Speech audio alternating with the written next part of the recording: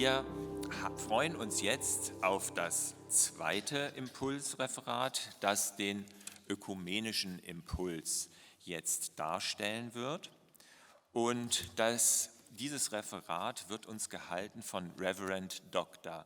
Rimmer vom Lutherischen Weltbund. Ich darf Ihnen Dr. Rimmer jetzt kurz vorstellen. Let me introduce Dr. Rimmer to you. He has been studying biology, chemistry, is a Master of Divinity and Master of Theology, and has achieved his PhD in theological ethics. He has been working as a pastor in Pennsylvania and Denmark, and was a lecturer and professor in Edinburgh and Gettysburg. He is now the Secretary of Lutheran Theology and Practice at the LWB in Geneva, Switzerland. Dear Chad Rimmer, we are looking forward to hear your speech, so the digital stage is yours. Thank you, friends. And this morning I have shared my speech via video just so that we avoid any technical difficulties. And so I'll invite our technicians to go ahead and share my video. Greetings, friends, in the General Assembly of the LWB from the LWF Communion Office in Geneva, where I serve as one of the program executives for theology in the Department for Theology, Mission, and Justice. My name is Chad Rimmer, and I'm an eco-theologian by training, but before my theological studies and doctoral research, and even before my pastoral vocation, I was trained as a biologist, which explains a bit about my worldview related to eco-theology as a particularly promising field of constructive theology for our time.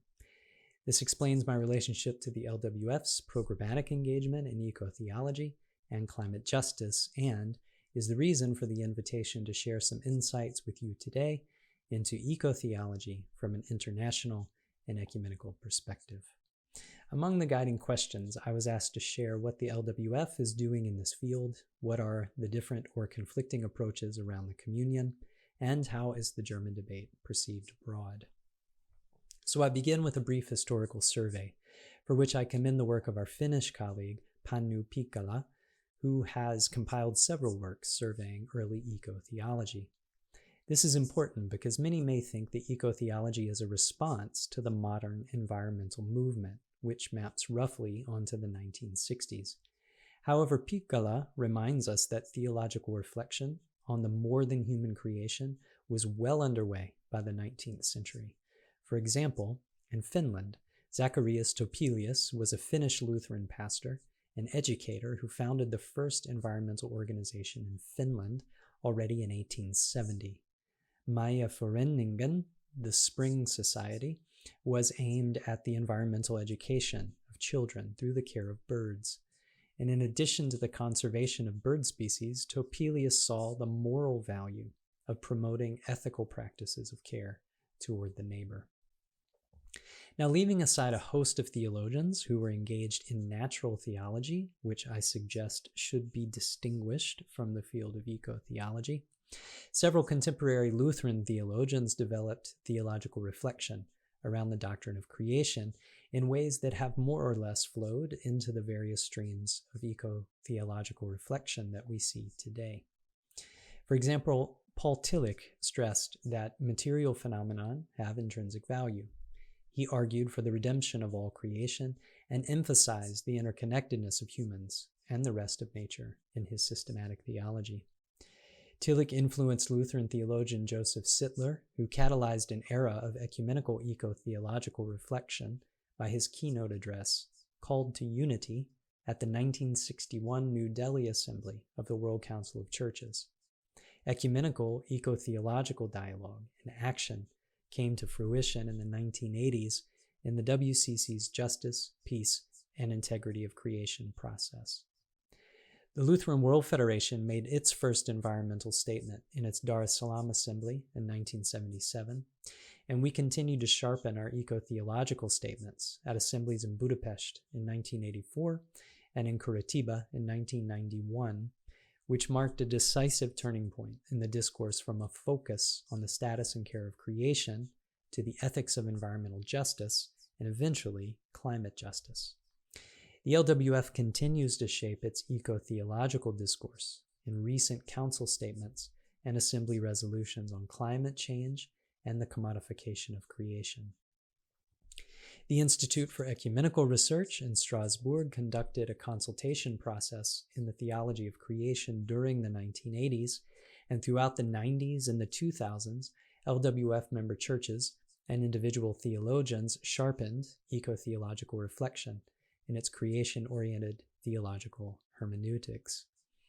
In the German context, the distinction between Lutheran and Reformed contributions was perhaps less defined, but in early days, theologians such as Gunther Altner, Gerhard Liedtke, Dorothy Suella, and, of course, Jürgen Moltmann led the German rapprochement with the theology of creation. Around the LWF communion, various streams of eco-theological inquiry were opened up by Lutheran theologians and ethicists such as Ole Jensen, Niels Henrik Gregersen in Denmark, Norm Habel in Australia, Sigurd Bergman in Sweden, and Larry Rasmussen and Cynthia Molobeda in North America. The work of these theologians informed and inspired a plethora of Green Church certifications and educational programs, as well as social statements of LWF member churches, such as Caring for Creation, published by the ELCA in 1993, up to the recent 2022 revision of the Bishop's Letter about the Climate, published by the Church of Sweden. From this breadth of work by individual theologians and statements from churches, I think I can sketch a range of ecumenical theological perspectives and approaches.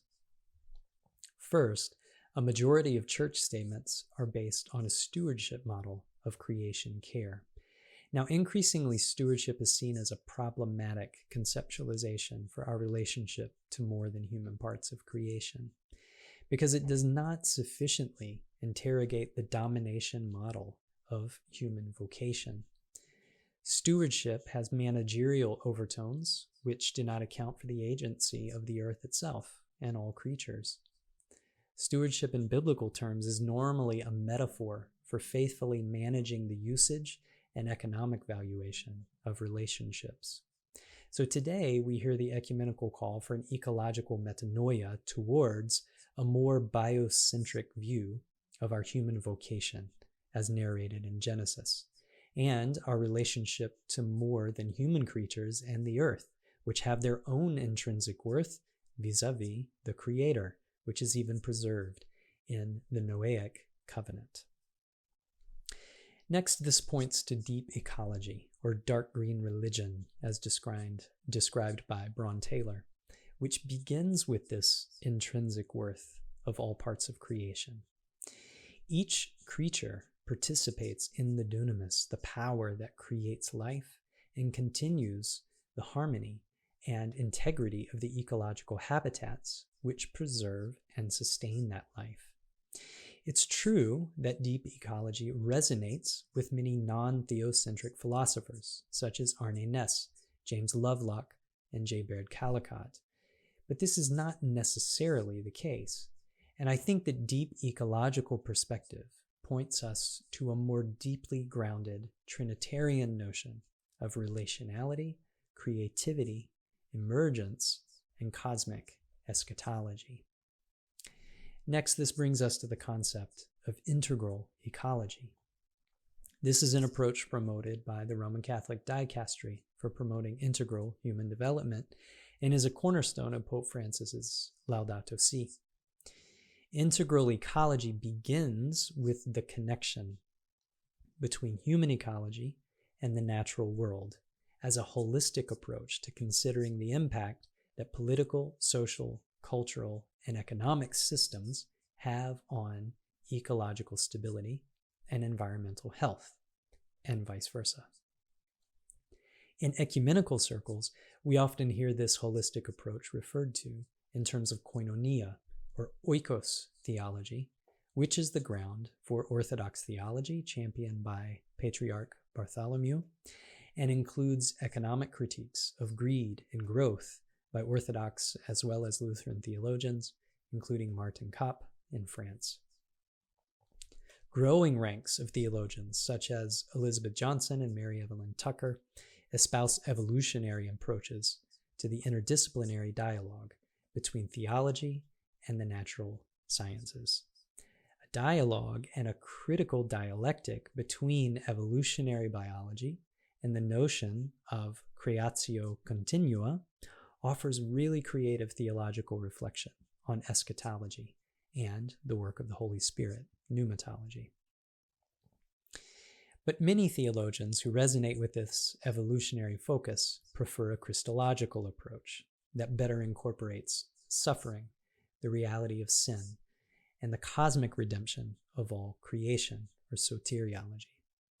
This approach helps to pose new questions of theological anthropology, and the cosmic Christ is an opportunity to escape the gravity of the anthropocentrism and the dualism of some atonement schemes that we have inherited, particularly from Anselm and Augustine.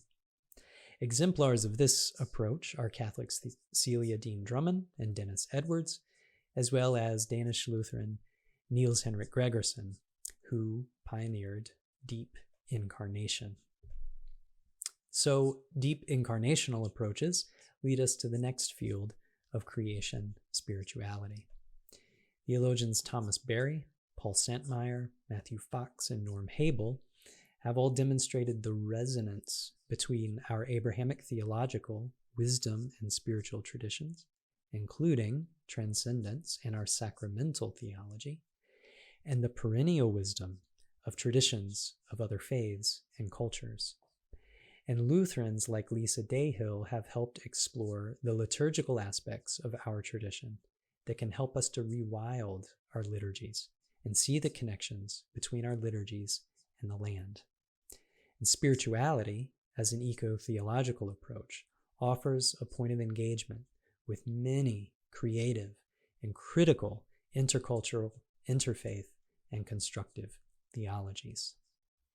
So, to take a look and try to name this host of constructive theologies that explore embodiment and epistemological diversity, I would refer here to the pioneers of ecofeminism like Rosemary Radford Ruther, eco-womanism such as Melanie Harris, constructive theological approaches like that of Sally McFaig, and cultural cosmologies including indigenous worldviews epitomized by George Tinker, who is of the Osage Nation in North America, Tore Jonsson, a Sami in Norway, Sofia Chipana Quispe, Aymara living in Bolivia, and Brooke Prentice of the Waka Waka Aboriginal people, and a host of Dalit and Adivasi theologians in the Indian context.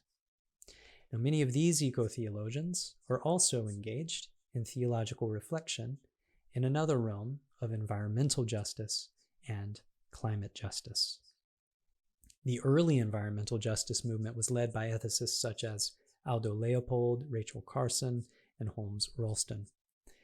Now, Michael Northcott and Larry Rasmussen cultivate the intersection of environmental and theological ethics, and in the area of climate justice, Cynthia Mo-Lobeda is one who demonstrates how the causes and effects of climate change are related to the systemic realities of ecological, racial, and gender injustice. So finally, two recent ecumenical efforts that have borne eco-theological fruit include a recent publication in the area of eco-diaconia that extends the ecclesiological notion of diaconia into the ethics of creation care, and the 2019 statement of Kairos for Creation, which calls for mainstreaming Trinitarian ecological reflection on liturgical and spiritual practices and church traditions, including the way we read the Bible and theological topics such as ecclesiology, catechesis, vocation, and ministry that will engage youth and laity in the parish, as well as interdisciplinary and multi-sector partnerships for dialogue and action. So Kairos for Creation provides a bridge to this question of how the German debate is perceived abroad. Now, in many ways, I hesitate to weigh in on this question because I cannot be sure what parts of the debate to which you are particularly attuned. However, I begin by pointing to Gunter Thomas's recent sustained critique of current approaches to creation theology in the newsletter Zeit Zeichen. It begins with a critique of the Wuppertal Kairos for Creation. Thomas calls for Protestant theology to be honest that the eco-theological pursuit, quote, threatens to dissolve into a diffuse, natural, and eco-romanticism, end quote. Gunter outlines 13 construction sites in which contemporary eco-theology should guard against a loss of theological rigor, beginning with maintaining that critical dialectic between reason and revelation. Gunter sees a threat of radicalization in discursive language about the climate crisis, a level of moral certitude that lacks self-reflexivity, especially in relation to technological ethics, and a political self-interest or expediency for churches, and 4 or 5 areas of theological problematique, including a blurring of the sacred and nature, and a reduction of the particularity of revelation or the necessity of salvation at all. I thank Professor Thomas for raising the debate. However, I don't share his worry about a politically aligned magisterium that will suppress dissent or critique, and I do not share Thomas's anxiety that the above areas that I mentioned, an ecumenical, interdisciplinary, eco-theological inquiry, signal a sacralization of nature or a loss of proper and rigorous theological methodology. On the contrary, rather than dismissing or devaluing theological categories that Thomas notes, the conversations in which I'm engaged and what Kairos for Creation calls us to is actually a process of retracing our steps in order to appreciate the cosmic scope of those categories. Like the West African Ghanaian nation of Sankofa, which literally means go back and get it, we are returning to our theological tradition in light of these questions of our day. Part of the eco-theological task is to return to the fundamental sources of our Trinitarian tradition.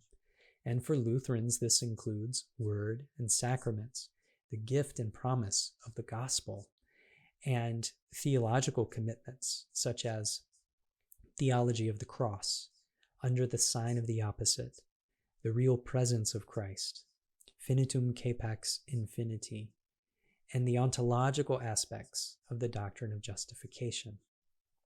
To go back to those commitments and apply that theologic to the questions of our time. This is what Tillich called being an answering theologian. Rather than being perceived as following a political ideology or agenda, I would argue that this is what it means to proclaim hope in this age of anxiety, which Picala reminds us includes eco-anxiety among our youth and children. Responding to the anxieties of the day is what led to the theological breakthroughs of the Reformation in the 16th century, and it does so for us today.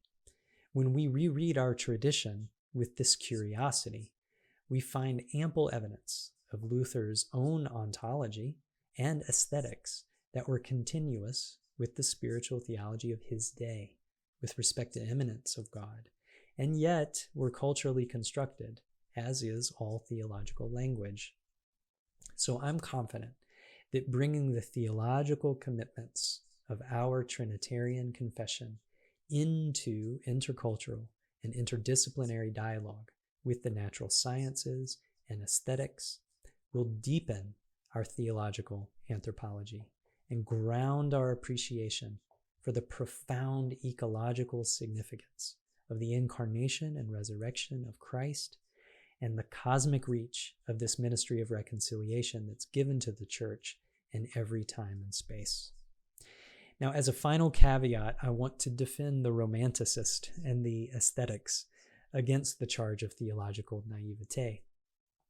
The Romantics levied profound social, economic, political, and theoethical critiques against idealism and the colonizing philosophies of the scientific and industrial revolutions that led to the sorts of Darwinisms, neoliberal economic hegemony, and anthropocentric dualisms, thinking of race and gender, that threaten life as we know it today.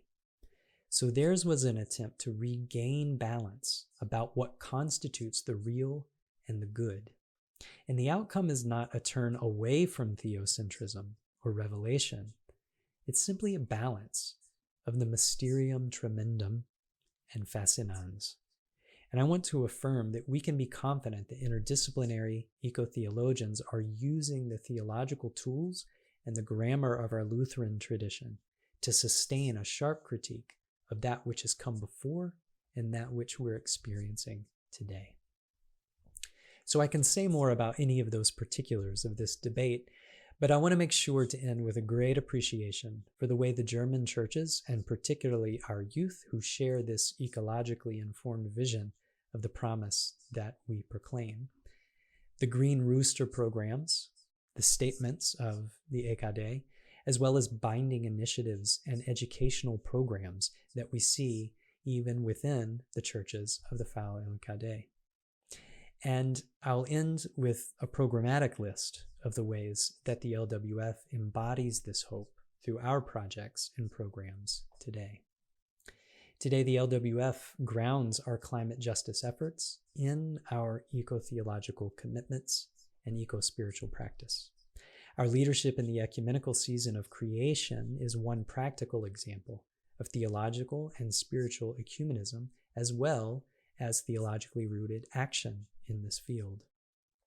Not only do member churches and our youth around the globe engage in the season of creation, but the formation and orientation of our youth-led delegation to COP begins with theological grounding, from which we are engaged, and the spirituality to ground action and advocacy in our local ecologies, where our communities of word and sacrament live. The formation and leadership of our youth in the COP process also results in their capacitation to lead various climate justice initiatives in their home churches. And oftentimes these take the form of local adaptation and mitigation projects, as is the case of our youth in Indonesia and across the Africa region. And sometimes it takes the form of Christian education and formation, as is the case with Romanian youth who engage youth in worship, catechism, and formation through outdoor ministries in their local ecology. The aim is to recall St. Augustine, for their parishes to know their corner of God's garden, and so in turn to love it. That eco-theologic underwrites our partnership with Pacific Lutheran Theological Seminary to offer a certificate in faith and climate justice, and a peace ecology component of our youth peace messengers training. So I conclude here with gratitude for the invitation to share this short but broad overview to eco-theology in an international and ecumenical perspective, and yet to draw us back to the gifts that we have to share as a global communion of Lutherans who express faith, hope, and love through our vocation of word, sacrament, and service in our local ecological context. Thank you, friends.